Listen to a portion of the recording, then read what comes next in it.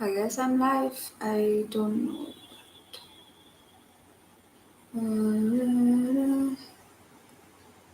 How will I?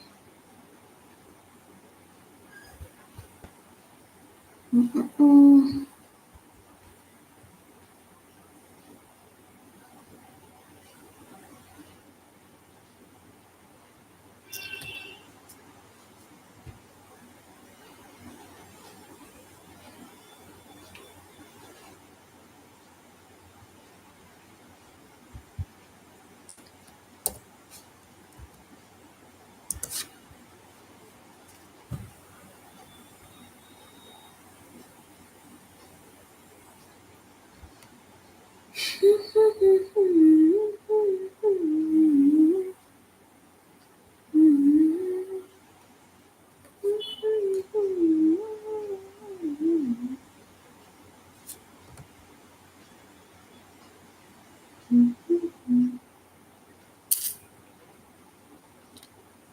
Dun,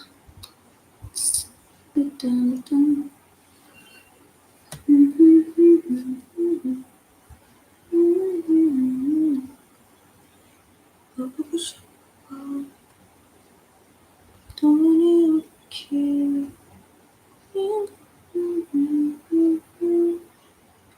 Come on.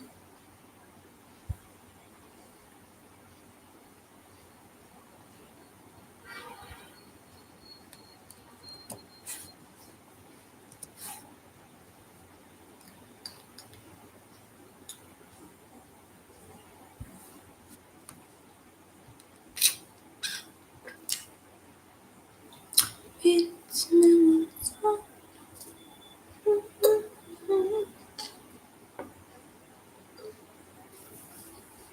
oh, so my voice is also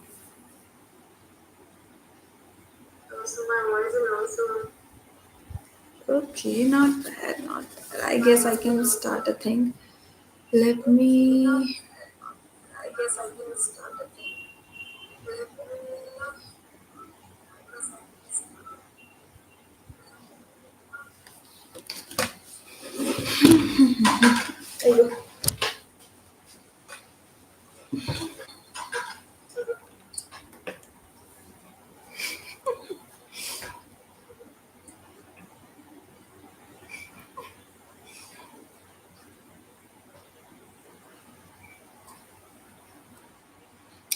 I can.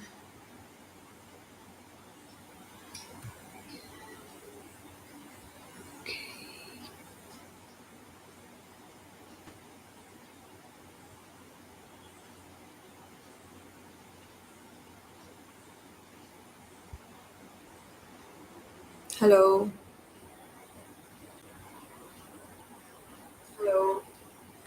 So the screen will.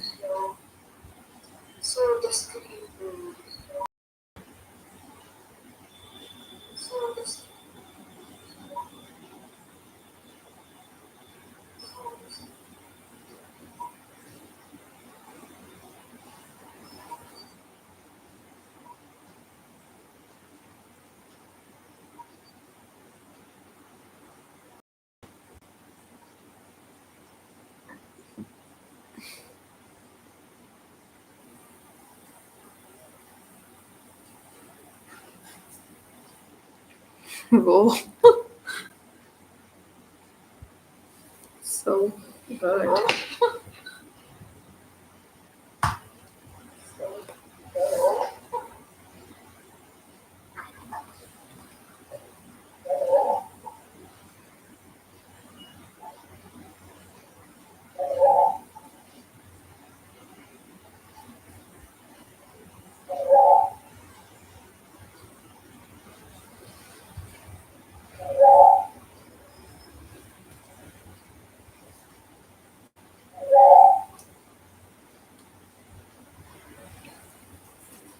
Okay, so I guess yeah, this is good.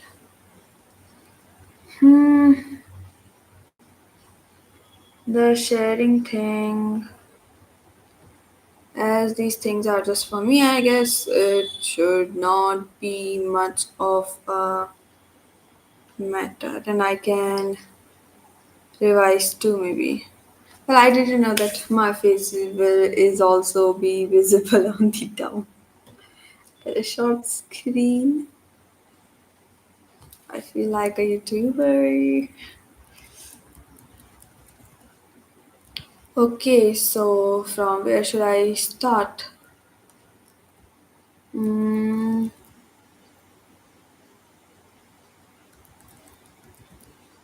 mm, mm, mm, mm, mm, mm. I should just start reading the notes. Mm, mm, mm.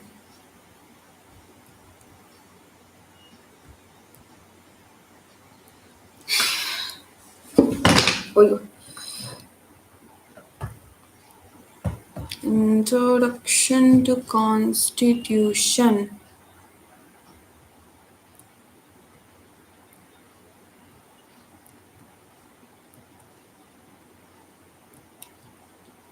Uh, I have left from class 11 from article 17. Yes, article.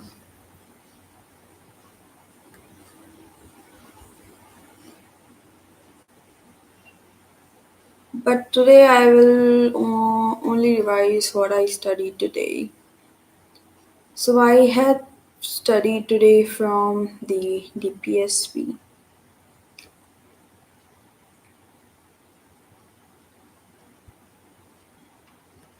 Okay, so what I will do is I will read, I guess. Okay, Directive Principle of State Policy Part 1. Sources and inspiration of DPSC. It's not SC but SP. They are instrument of instruction framed under Government of India Act 1935. SAPRU committee mentioned two types of right which are justiciable, which are in part 3, and non-justiciable, which are in part 4. They have been inspired from the Irish constitution, and inspiration is derived from the Gandhian principle, socialist principle, and the liberal intellectual principle. Okay, Article 36 talks about the definition of state to be used in the Part 4. 37 to be a welfare state. No, no, no. If they are fundamentally in the governance of country. 37 talks about that the provision contained in the part shall not be enforceable by any court, but the principles therein laid down are nevertheless fundamental in the governance of the country, and it shall be the duty of state to apply these principles in making laws. They are fundamental in governance, and it's the duty of state to apply these principles in making laws. They are non-justiciable, non-self-executory. The Why they are non-self-executory, non-justiciable is because of the reasons such as administrative and financial constraint of the government of the developing countries like India. So at the time when the India was developing, we did not had that much resources. That's why the things which should be very ideal for a welfare state are put it on the DPSPs. Then comes many of them are in the form of moral principles like Article 51, and the moral principles cannot be made justiciable. Such as Article 51 talks about international peace. International peace is a topic which is like a moral principle and which is not justiciable. So it contains moral principle as well. That's also it is not justiciable and non-self-executory. Then there is an inadequacy of social economic development. For example, principle like local self-government under Article 40 and UCC under Article 44 can only be implemented when the society is prepared for them in terms of socio-economic capacities. Yeah, such as local self-government and the They also UCC of Article 44 can only be implemented where the society is ready socially and economically, and like in terms of intellectualism as well through education. Relationship between fundamental rights and DPSPs. In the judgment like Champakam Dorai Ranjan case of 1951 in the initial decades, the court maintained that in the case of conflict of fundamental rights and the DPSPs, fundamental rights shall prevail over the DPSP due to justiciable nature of fundamental rights. Because fundamental rights are justiciable, so whenever there is a conflict between the fundamental rights and the fundamental duties, fundamental rights will prevail over the not the fundamental duties but the DPSPs. I don't know why I feel like I'm getting something in my neck. Okay. Then the view of the court began to change in the late 1960s and 70s by series of judgment. The following final relation is established by the court. Government can amend fundamental rights to implement Part 4 so long as the amendment does not violate basic structure. So government can amend fundamental rights to implement Part 4. Government can amend fundamental rights to implement Part 4 as long as the amendment does not violate the basic structure. Okay. Fundamental rights should be adjusted in their scope to accommodate DPSPs. Best example is Article 21 or 21, which has accommodated the DPSP through various judgments of the Supreme Court. If a law which is made to give effect to any DPSP violates Article 14 and 19, then the court may uphold it if it satisfies the test of reasonable classification and reasonable restriction under 19. So it's under DPSP cannot override fundamental rights, but the court said that it will try to give effect to both Part 3 and Part 4 as much as practicable and as much as possible. In the case of conflict involving articles other than the 14 and 19, the court will resolve the issue using theory of harmonious construction of harmonization. And court rule that there should not be any assumption of inherent conflict between the fundamental rights and DPSP. They both complement and supplement each other. They can also be viewed as means and ends. Means are fundamental rights, by following your fundamental rights, you can achieve the ends, which is the DPSP, which is the welfare state. Yes, and part 3 and part 4 constitute the conscience of constitution. Classification is there, and then principles.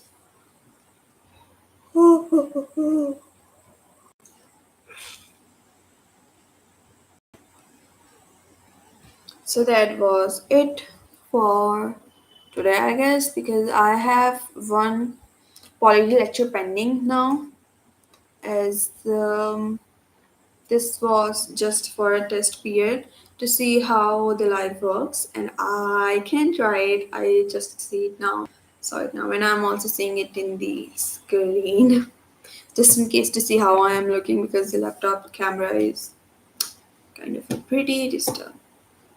And I guess by this way, I can do things when I will not be feeling like doing anything.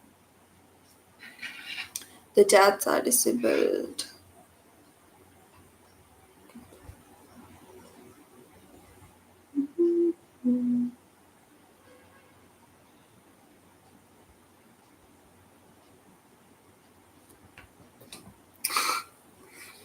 Okay, I see it now how it works.